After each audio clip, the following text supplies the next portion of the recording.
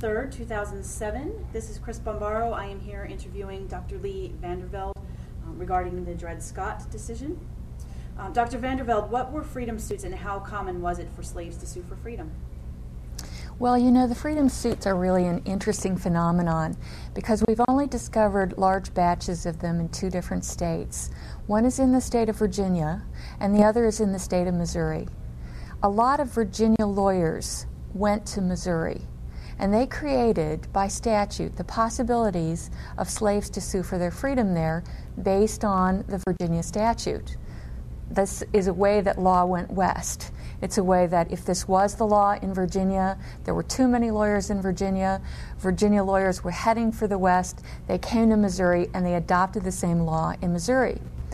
The thing that's interesting about it is that we had no idea until about 3 years ago how common freedom suits were. And that's because we had not found them. We knew that there had been 5 or 6 that had gone to the Missouri Supreme Court.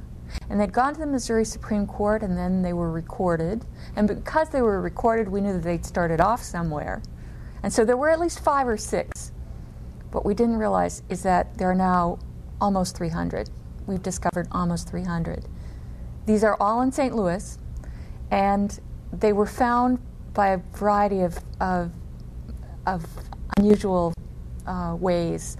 One of the friends of the historian is a bad housekeeper, and the St. Louis Circuit Court had never cleaned out dozens of boxes on a floor that basically doesn't even exist on the elevator.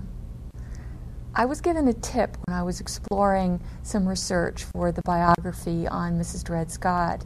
I was given a tip that there was a woman who was a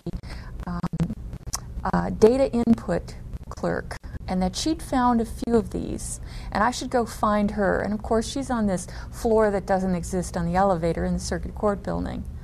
And certainly, lo and behold, I met her. Her name is Mel Conley. She's now retired. And she had in her desk drawer another 25. Well, based on the fact that we'd gone from 5 to 25, I figured that there must be more. And with the help of just the extraordinary Missouri State historian Ken Wynn, they started a project that would seek out and find these suits. And in the course of the last 7 years about, we've discovered almost 300. The last 20 have come in the last year, which is why the number keeps growing. But there are fewer and fewer floors without numbers to search, so I think we've probably found the last box. They're on the web. You can read them. Washington University State of St. Louis has graciously put them on the web, and so you can access them. They're in PDF files. What you'll find, though, is that they're very, very hard to read because this is before typewriters existed. And the degree to which you can read them depends on whether the lawyer has very good handwriting or not. If the lawyer doesn't have very good handwriting, then it's very, very tough to read. And it's better if you reach a few lawyers whose writing is a little bit easier to discern.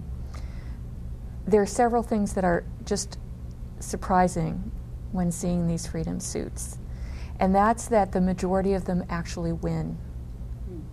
For the majority to win, it means that a white judge and a white male jury has to decide against the white slave owner and in favor of the previously thought to be slave black person. That's an extraordinary ruling in contrast to the predominant legal and political order. In some of these cases, damages are awarded for enslavement. In some of the cases, mothers are able to bring suits that free their children. One thing's rather extraordinary about the Dred Scott case, however.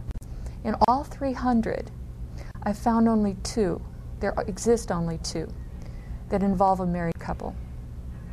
And Dred and Harriet are one of those 2.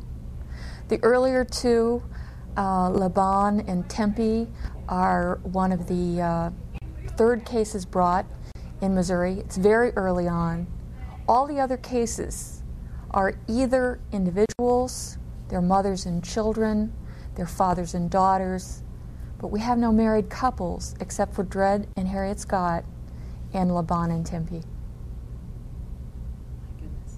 I actually do have a question. You mentioned about the white judge and jury. Were there any illegal action taken against them ever that we know of?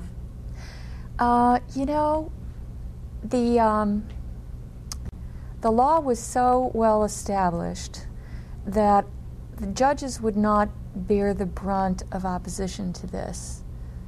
What I'm not sure about is that there are 2 or 3 successful lawyers who are particularly devoted to finding the witnesses that the slaves need in order to establish their freedom. Some of them actually take trips to Kentucky and Tennessee and Illinois, which may not seem far, but in those days, by those standards, that's a pretty far distance to go, in order to interview and take depositions of people who can establish that these African American slaves are actually free because they had lived in free territory. What I'm not certain about is why they sometimes disappear. I find them in other jurisdictions. They've had successful practices of law in St. Louis, but there just seems to be a burnout factor where they win for a period of time, they're successful for a period of time, and then some of them, for reasons that I can't quite explain, end up disappearing to California only to be discovered for the first time 15 years later, or to Washington, D.C. to take up a law practice where it seems a little bit less on the edge of what might be political opposition. Okay. Well, thank you very much. Thank you.